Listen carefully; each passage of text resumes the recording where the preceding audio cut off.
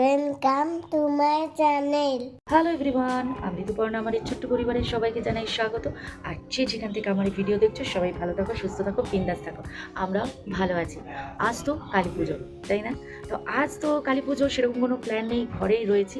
তবে সন্ধেবেলাতে একটু বাজি টাজি ফাটানো হবে, তো দেখা যাক। আর চলে এসেছি আমি আমার সব থেকে প্রিয় জায়গা, একদম ব্যালকনিতে এসে দাঁড়িয়ে আছি। আর সুন্দর সুন্দর হাওয়া চলছে, দেখবে কি পরিমাণে হাওয়া চলছে দেখেছো? একদম ঠান্ডা ঠান্ডা হাওয়া। সত্যি এই ঠান্ডাটা ভালো না, এইভাবে ঠান্ডায় দাঁড়িয়ে থাকাটা একদমই উচিত না। এই জন্য সকালে একটুখানি আসি, এসে একটু গাছপালাগুলো দেখে দেন ঘরে চলে যায়। বেশি ব্যালকনিতে থাকি না। সকাল দিকটা একটু ঠান্ডা থাকে, এই যে বেলা হয়ে যাবে তখন কিন্তু এত ঠান্ডা থাকে না, তখন কিন্তু ঠান্ডাটা অটোমেটিক কমে যায়। আবার সে যদি মোটা জামা পরা থাকে তাহলে কোনো অসুবিধা হয় না। কিন্তু ওই যে বাইরে ঠান্ডা লাগে, ঘরের ভেতরটা একদম ঠিকঠাক নর্মাল, সোয়েটার পরা দরকার পড়ে না। তো চলো দেখতে থাকো আজকের ব্লগটা, চলতে থাকো আরও অনেকটা দিন আমার সাথে, আর এনজয় করতে থাকো সুন্দর মুহূর্তগুলো। আর হ্যাঁ, আজকে কালী পুজো কেমন কে কীভাবে কাটাচ্ছে অবশ্যই জানিও। আমাদের ইচ্ছা ছিল এইবারে এখানে কালীবাড়িতে যাওয়ার, ব্যাঙ্গালোরের যে কালীবাড়ি আছে ওখানে যাওয়ার, বাট এইবারটা হলো না। নেক্সট ইয়ারে যাবো, কারণ ওটা অনেকটা দূর। আর রাতের যেহেতু পুজোর ব্যাপার, একটু প্রিপারেশন সেইভাবেই নিয়ে যাওয়াটা উচিত, কারণ ওটা অনেকটা দূরে। তো সেই চিন্তাভাবনাটা আগে থেকে তো আসলে প্ল্যান করিনি, হঠাৎ ইচ্ছা হচ্ছিল। ঠিক আছে, দেখা যাক, নেক্সট ইয়ারে যাওয়ার ইচ্ছা আছে, দেখি নেক্সট ইয়ারে যাবো। তো চলো দেখি এরপরে আর কী দেখাই, কী করি সারাদিন, অবশ্যই তোমাদের সাথে শেয়ার করবো। আমি বসে পড়েছি এখানে আমার চা নিয়ে। সোহম তো আর সকালে খুব একটা চা খায় না, ও হচ্ছে ও একটু গরম জল খায়। আর আমি চা খাচ্ছি, বাবার খাওয়া হয়ে গেছে, মা বলল আমিও খাবো না। তো তাই আমি বসে পড়েছি একা চা নিয়ে। অ্যাকচুয়ালি রবিবার দিন মাছ কিনে এনেছিলাম, তো একটু ভিডিও করে রেখেছিলাম। তো রোববার দিন পেয়ে গেছিলাম ইলিশ মাছ, সেই দুর্গা পুজো থেকে খোঁজ করতে করতে করতে অবশেষে ইলিশ মাছ পেয়েছি। তো ইলিশ মাছ কিনে এনেছি আর ল্যাটা মাছ পেয়েছি। মানে ল্যাটা মাছটা দেখে আমার তো মানে একদম জিভে জল চলে এসে সাথে সাথে মনে পড়ে গেছে যে ল্যাটা মাছের পুর খেতে হবে, কারণ এখানে খুব একটা ল্যাটা মাছ কোনোদিনও পাই না। শোল মাছটা পাই, বাট ল্যাটা মাছ পাই না। তো ল্যাটা মাছের পুর হয়, মা ভীষণ ভালো করে ল্যাটা মাছের পুরটা। তো ল্যাটা মাছ পেয়েছি, সাথে সাথে কিনে নিয়েছি পুর খাওয়ার জন্য ইলিশ মাছ কিনেছি, তারপরে কাতলা মাছ কিনেছি। তো এই কিনে এনেছিলাম রবিবার, আর রোববার দিন তো ইলিশ মাছটা এনে রোববার ইলিশ মাছ খেয়ে নিয়েছি। অল্প আর 2-3টে টুকরো পড়ে রয়েছে, কারণ অত আবার মাছ আমরা খুব প্রিয় নই। তো ভালো লাগে এই যা, কিন্তু বেশি খেতে পারি না। তো রোববার দিন বাজার করে এসে ওই দিনই ইলিশ মাছটা খেয়ে নিয়েছি। তারপর মাছের তেল, সোহম মাছের তেলের বড়া আবার খুব ভালো খায়, তো মাছের তেল হবে আজকে। আজকে আবার যেই মাছটা যেটা পছন্দ করি না, আজকে পুরোটাই মাছের হবে। আজকে মাছের তেল হবে। ইলিশ মাছটা আজকে আর খাচ্ছি না, যেহেতু কালকেই খেয়ে নিয়েছি, তাই যে 2-3টে টুকরো পড়ে রয়েছে ওটা আর আজকে রান্না হবে না। আচ্ছা, শ্রিয়ানের জন্য ইলিশ মাছ হবে, আমরা মাছের তেলের বড়া খাবো, দেন শ্রিয়ানের জন্য ইলিশ মাছ হবে, তারপরে ফুলকপি দিয়ে চিংড়ি মাছ হবে, আর ল্যাটা মাছের পুর হবে। উফ, সবই মাছ আজকে, শুধুই মাছে মাছ। আর বাবার জন্য কাতলা মাছ ভাজা করবে, শুধু বাবাকে দেবে, কারণ বাবা আবার মাছ ভীষণ ভালো খায়, আমরা যেটা খাই না। তো বাবাকে মাছে তেল সরি কাতলা মাছ ভেজে দেবে শুধু। আর বাবার তো হয়ে গেছে, বাবা আগামীকাল তো কলকাতায় চলেই যাচ্ছে। বাবার আসা যেমন আসলো, দেখতে দেখতে 6টা মাস কেটেও গেল, আবার বাড়িও চলে যাচ্ছে, বাবা চলে যাচ্ছে, মা আর কিছুদিন বাদে যাবে। তো যাই হোক, এইভাবেই আস্তে আস্তে ফাঁকা হয়ে যাবে ঘরটা, তাই না? এতজন লোক থাকতাম, তারপরে আবার আমি একা, সোহম অফিসে চলে যাবে, শ্রিয়ান স্কুলে চলে যাবে, আবার আমি একা একা নিজের মতো কাজ করব, তোমাদের সাথে গল্প করব। যাই হোক, চলো আজকের ভিডিওটা তোমাদেরকে দেখিয়ে দিই, দেন চলো। তারপরে আজকে রান্নাও করতে হবে, আজকে ব্রেকফাস্টে হবে লুচি আর সাদা আলুর তরকারি। তো চলো এবার ওটাও বসাবো, তার আগে তোমাদের মাছের ভিডিওটা দেখিয়ে দিই। তো এই হচ্ছে সেই ইলিশ মাছ। তো এটা আমার ইলিশ মাছটা 650 মতো হয়েছিল ওজনে। তো আজকে মানে সেদিন 1 কেজিতে 1450 টাকা বলছিল ইলিশ মাছ। তো আমার ওই 650 মতোই হয়েছিল, কারণ 942 টাকা আমার দাম পড়েছিল ইলিশ মাছটার। টেস্টটা না যা দারুণ ছিল না, আর মাছের থেকে কি পরিমাণে যে তেল বেরিয়েছে। আর এই হচ্ছে কাতলা মাছ। কাতলা মাছ তো আমাদের গোটাই কিনতে হয় সব সময়, আধা মানে হাফ তো পাই না, কিনলে গোটাই কিনি, তাই ছোটো মতোই কিনে আনি। আর ল্যাটা মাছ আর মাছের তেলগুলো বাবা তখনও ধুচ্ছিল, তখনও ধোয়া হয়নি, তাই শুধু এই দুটো মাছই দেখিয়ে দিলাম। আর তারপরে আমি বসে পড়েছি এখানে আলু কাটতে। আজকে কিন্তু কালী পুজোর সকালে ব্রেকফাস্টটা দারুণই হচ্ছে, লুচি আর সাদা আলুর তরকারি। হ্যাঁ, এটা সোহমের কথাতেই হচ্ছে, কারণ সোহমের খেতে ইচ্ছে হয়েছে, বলছে কালী পুজোর সকালে কিন্তু লুচি আর সাদা আলুর তরকারি দিয়ে কিন্তু ব্রেকফাস্ট করব। আমি বললাম ঠিক আছে। তো এই ছেলেকে দেখেছো, দেখো কি করছে, ক্যামেরার সামনে এসে একটা ওই লুচির গোল্লা নিয়েছে, সেটা নিয়ে এইসব কাণ্ড করছে। আর আমিও এখানে পেঁয়াজও কেটে দিচ্ছি, কারণ দুপুরে রান্নাতে পেঁয়াজ লাগবে। একবারে যখন বসেইছি সাথে পেঁয়াজও কেটে দিলাম, মার সুবিধা হবে, কারণ আজকে অনেক কিছু রান্না হবে, সব মাছের আইটেম হবে আজকে। তো চলো বলছি তোমাদেরকে। আর এখানে দেখো সাদা আলুর তরকারির যে আলুটা সেটা একটু সেদ্ধ বসিয়ে দিয়েছি, একটু হালকা বয়েল করে নিলে না ভালো হয়, তেলটাও কম লাগে। আর এখানে দেখো মা আটা মেখে নিয়েছে, মেখে একদম লুচির গোল্লাগুলো করে রেখে দিয়েছে। অ্যাকচুয়ালি আমরা ময়দাটা খাই না, আমরা 10% ময়দা দিই, 90% আটা দিয়ে আমরা লুচি খাই। আমরা ময়দাটা সবসময় অ্যাভয়েড করার চেষ্টা করি। আর এখানে দেখো সমস্ত মাছ ফ্রিজ থেকে বার করে রেখে দিয়েছি। ওই যে বললাম না আজকে সমস্ত মাছের প্রিপারেশন হবে, মানে ল্যাটা মাছের পুর, কাতলা মাছ, তারপরে চিংড়ি মাছ, তারপরে শ্রিয়ানের জন্য ইলিশ মাছ, মাছের তেল। তো তাই দেখো সমস্ত কিছু বাইরে করে রেখে দিয়েছি। চলো এবার রান্নাটা বসানো যাক। সবার আগে হচ্ছে সাদা আলু সবজিটা করে নিই, মার থেকে জেনে নিয়েছি কীভাবে করতে হবে। তো সবার আগে পাঁচফোড়ন দেবো, কড়াইতে তেল দিয়ে দিয়েছি। সবার আগে পাঁচফোড়ন দিয়ে দিলাম, আর দেবো হচ্ছে শুকনো লঙ্কা।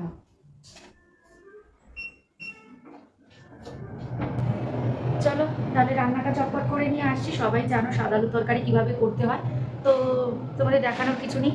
তো চলো চটপট রান্নাটা করে নিই, তারপর লুচি করে নিই, দেন আবার ডাক্তারের কাছে যেতে হবে। সত্যি কালী পুজোর দিনেও যে একটু শান্তিতে থাকবো তার কোনো উপায় নেই। কালী পুজোর দিনেও এখন আমাকে ডাক্তারের কাছে ছুটতে হবে, আমার নিজের জন্যই, নিজের একটা সমস্যার জন্যই যেতে হবে। যাই আগে ডাক্তারের কাছে, তারপর তোমাদেরকে বলবো যে কেন যেতে হচ্ছে। সৌমি আর কি বললো যে চলো, অনেক দিন ধরেই যখন এরকম হচ্ছে, আর সৌমেরও ছুটি আছে অফিসে, ডাক্তারটাকে দেখিয়ে আসি কী বলে ডাক্তার, শুনে নাও। তার জন্যই তাড়াতাড়ি করছি যে ব্রেকফাস্টটা করেই লুচি আর আলু তরকারি খেয়ে চটপট বেরিয়ে যাবো। ভেবেছিলাম আজকে ল্যাটা মাছের পুরটা তোমাদের সাথে শেয়ার করবো, কিন্তু মনে হচ্ছে ল্যাটা মাছের পুরটা শেয়ার করতে পারবো না, কারণ আমি তো ঘরেই থাকবো না, মাই বানাবে। ভেবেছিলাম মা যখন করবে তোমাদের সাথে শেয়ার করব, কিন্তু মনে হচ্ছে করা হবে না, কারণ ওকে তো ডাক্তারের কাছে চলে যেতে হবে। যদি ফিরে এসেও দেখি যে মার হয়নি, তাহলে একটু দেখিয়ে দেবো তোমাদেরকে, বাট যদি না আসতে পারি টাইমের মধ্যে, তাহলে হয়তো আর দেখাতে পারবো না। চলো যাই ছুটে বানিয়ে নিই তাড়াতাড়ি। তো যতই রান্না করি যাই করি, হয়তো সামনে দিয়ে বোঝা যায় না, ভিতরে ভিতরে একটা তো টেনশন চলছে, তাই না? তো আমি যে ডাক্তারের কাছে যাব সেটা নিয়ে একটু টেনশনে আছি, তোমাদেরকে বলবো ডাক্তার দেখিয়ে এসে। তো মানুষ সবসময় কী বলো তো, টেনশনটা বাইরে দেখাতে চায় না। আমিও আমার টেনশন দুঃখ কষ্ট সবসময় না বাইরে অত দেখাতে চাই না, সেগুলো একটু নিজের মধ্যেই রাখার চেষ্টা করি। তো এখানে আমি লুচি ভাজছি, তো যতই লুচি ভাজি আর যাই করি, ভিতরে ভিতরে একটু টেনশন আছে, একটু চিন্তাভাবনা চলছে। ঠাকুরকে ডাকছি, বড় মাকে ডাকছি যেন যে চিন্তাটা, যেই সন্দেহটা করছি সেটা যেন না হয়, কারণ কাটাছেঁড়া শরীরের কাটাছেঁড়া করতে কেউই পছন্দ করে না, তাই না? সবাই চায় যে শরীরটা যেন সুস্থ থাকে। তো সেই রকমই একটা ভয় মনের মধ্যে চলছে, বাট সেটা আমি কখনোই প্রকাশ করি না সবার সামনে, কারণ সবাইকে টেনশন দিয়ে লাভ নেই। নিজের টেনশন নিজের কাছেই রাখা উচিত, আর নিজের দুঃখ কষ্টের কথা লোকের কাছে, সবার কাছে বলেও কোনো লাভ নেই, তাই না? তাই দুঃখ কষ্টের কথা, হ্যাঁ, যেগুলো বলা যায়, যেগুলো মানুষের সাথে শেয়ার করলে মন হালকা হয়, হ্যাঁ সেগুলো অবশ্যই শেয়ার করা উচিত। বাট কিছু কিছু জিনিস আছে যেগুলো নিজের মধ্যে রাখাই ভালো, অত লোককে জানানোর দরকার নেই। তো তাই ডাক্তারের কাছেই আর কি ভাবছি যে যখন ডাক্তারের কাছে যাই, কথাবার্তা বলি ডাক্তারের সাথে, ডাক্তার কি বলে তারপরে তোমাদেরকে জানাচ্ছি সেটা। আর এদিকে বাপ ছেলের অবস্থা দেখেছো, শোবার মধ্যে দুজনে দুদিকে শুয়ে পড়েছে। আর শ্রিয়ান দেখছে এখন অয়েল ট্যাঙ্কার ট্রেন ইউটিউবে, ওকে এখন ইউটিউবে অয়েল ট্যাঙ্কার ট্রেন চালিয়ে দিয়েছি, আর দুজনেই শুয়ে পড়েছে একদম সোফার মধ্যে। তো আমাদের এদিকে ব্রেকফাস্ট তো রেডি, শ্রিয়ানকে খেতে দিয়েছি, বলে কি তুমি খাইয়ে দাও আমি খাবো না, আর আমরাও একসাথেই বসে পড়েছি ব্রেকফাস্ট করতে। তো তারপরে তো আমি আর সোহম ব্রেকফাস্ট করেই ডাক্তারের কাছে চলে এসেছিলাম, কারণ ডক্টরের কাছে ফোন করে নামও লিখিয়ে নিয়েছিলাম। তো বসে বসে দেখো একটু চিন্তায় তো রয়েছি যে কী হবে কী হবে, যতক্ষণ না ডাক্তারের সাথে কথা বলতে পারছি ততক্ষণ আর কি নিশ্চিন্ত হতে পারছি না, কারণ ভয় টেনশন সব কিছুই একটা সবসময় আর কি কাজ করছিল। আমার তো ডাক্তার দেখানো হয়ে গেছে, এবার হচ্ছে বাড়ি যাব। তো যে ভয়টা পাচ্ছিলাম বাবা সেটা হয়নি, বেঁচে গেছি, অল্পের ওপর দিয়ে চলে গেছে। নাকের একটা প্রবলেম হচ্ছিল, তো ভেবেছিলাম কি জানি আবার অপারেশন করতে হবে কি না, তো দেখলাম যে না, অপারেশন বলেনি, মেডিসিন দিয়েছে, তাতেই কমে যাবে। তো এই টেনশনটাই হচ্ছিল।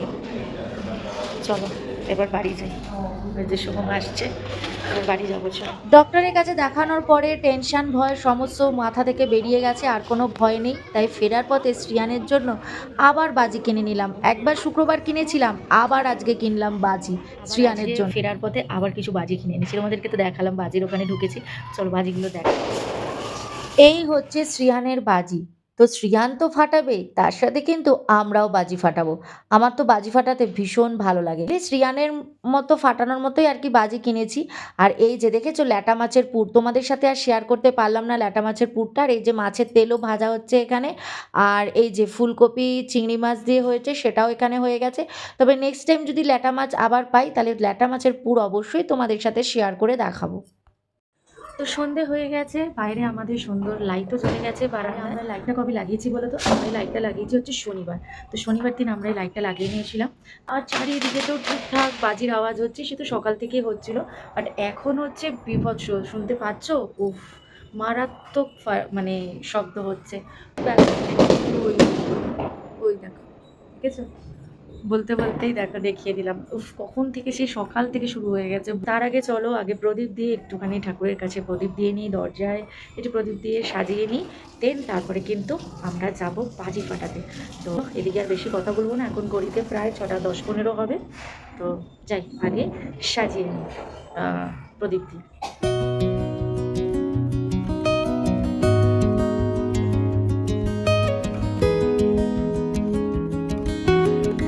তো এই যে আমরা বসে পড়েছি, দেখি তো 3 জনে মিলেই একদম বসে পড়েছি এখানে একটু দিওয়ালিতে সাজাতে। অল্প একটু সাজাবো প্রদীপ দিয়ে আর একটু ফুল দিয়ে সাজাবো, তাই দেখো চটপট করছি। কারণ এগুলো প্রদীপ সাজানোর পরেই আবার আমাদের বাজি ফাটাতেও যেতে হবে। তো আমার ছেলে দেখেছে উঠে পালিয়ে গেছে, কী যে বদমাইশি করছে। তো আজকে কিন্তু আমাকে সোহম হেল্প করে দিয়েছে। তো চলো দেখাই তোমাদেরকে কেমন আমাদের সাজানো হলো ছোট্টর মধ্যে।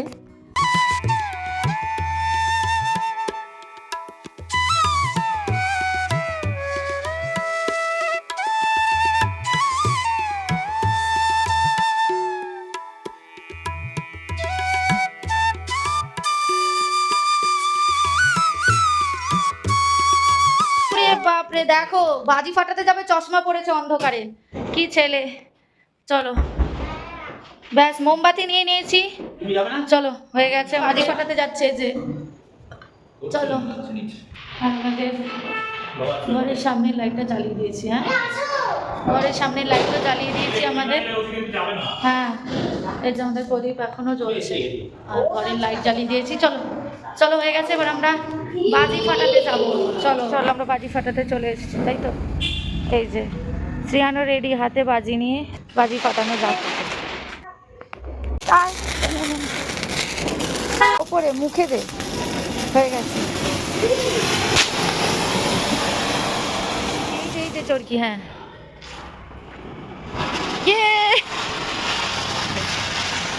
দেখো দেখো দেখো দৌড়ে পালাচ্ছে, দেখো। হ্যাঁ হচ্ছে খালি বাজি দেবে,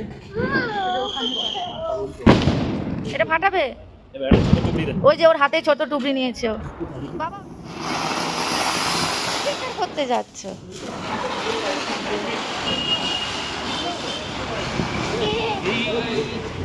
তো আমরা সবাই মিলে কিন্তু প্রচুর বাজি ফাটিয়েছি, বাট সব বাজি তো আর তোমাদেরকে দেখানো সম্ভব নয়, তাহলে মানে ভ্লগ তো বিশাল বড় হয়ে যাবে।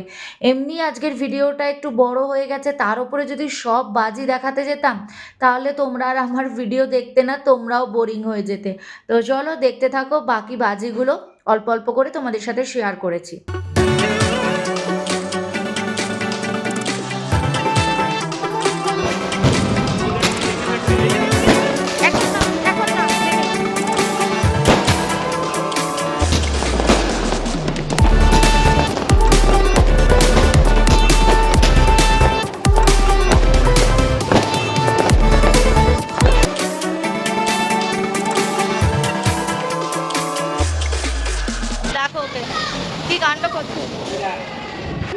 বাজি ফাটাতে ফাটাতে হাঁপিয়ে গেছি, প্রচুর বাজি ফাটানো হয়ে গেছে, প্রচুর বাজি ফাটানো হচ্ছে, হাঁপিয়ে গেছি।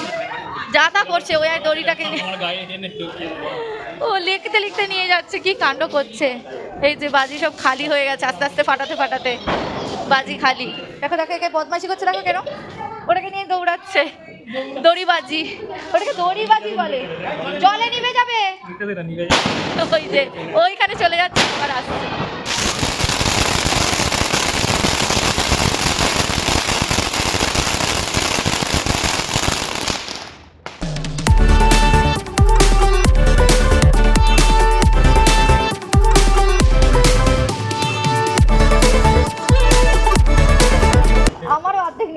চল চলো।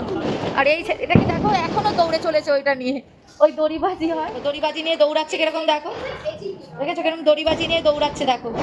আর এখানে বাবাও বাজি ফাটাচ্ছে। এই চল এবার বাড়ি হয়ে গেছে দেখ, সবাই চলে গেছে বাজি ফাটিয়ে, আমাদের এখন সবে হয়েছে। দেখ হ্যাঁ, লাস্ট ফিনিশিং ওর চলছে, আমাদের বাজি শেষ, সব বাজি ফাটানো।